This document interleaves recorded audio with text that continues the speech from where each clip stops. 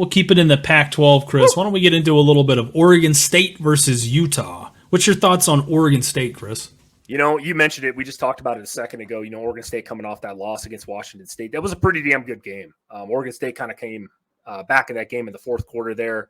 They made it close, but didn't quite pull it off. But Oregon State's 3-1. They're still rated 19th in the country. I think they're like -3 at home here. So they're favored in this game against the Utah team that I personally like a lot. I know I went against them last week. We saw what happened when I bet against Utah. Hopefully I don't make the same mistake twice, Christian. But, I will say this. DJU, he got outplayed by Cameron Ward last week, Christian.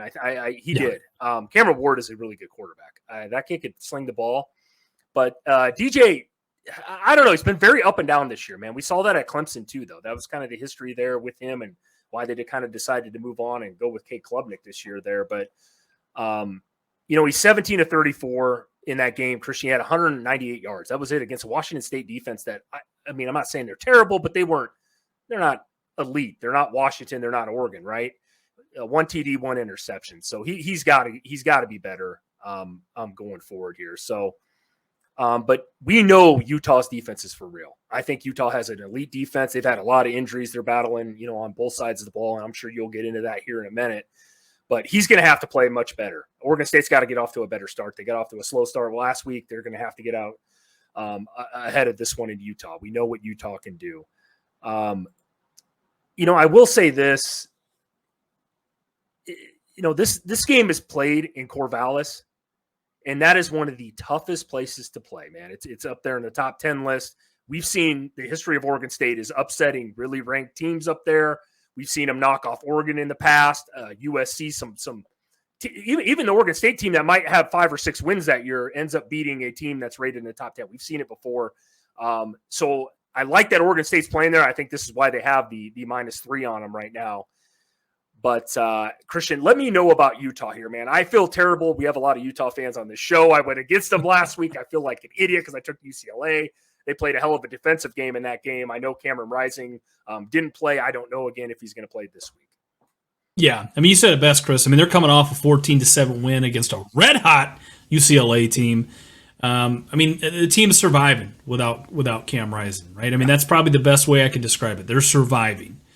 Nate Johnson, the quarterback, kind of taking over for him. Wasn't overly impressive, right? He was 9 of 17, 117 yards, and a touchdown.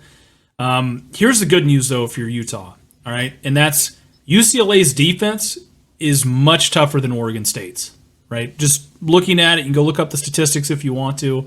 Much tougher defense, in my opinion.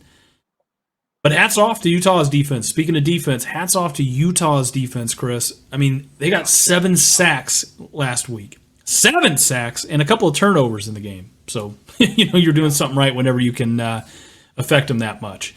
Utah's defense currently ranks 10th in the country right now in total defense.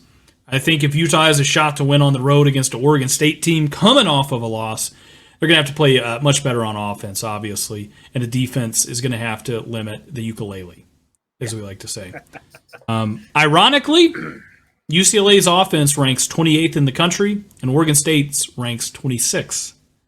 So very similar in terms of production. Chris, what's your final score predictions for this game? Dude, this is one of the toughest games, and there's a lot of tough games this weekend to try to predict. Man, I bet a lot, but I'm not making the mistake in going against Utah. I know I made some of our fans upset last week that I took UCLA. Give me Utah, and I'm calling this one right here. 24-21. Give me Utah at Corvallis, 24-21 over Oregon State in overtime.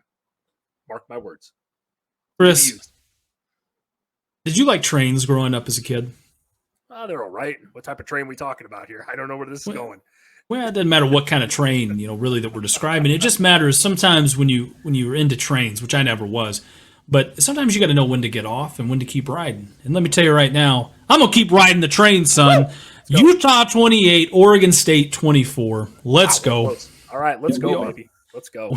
We are.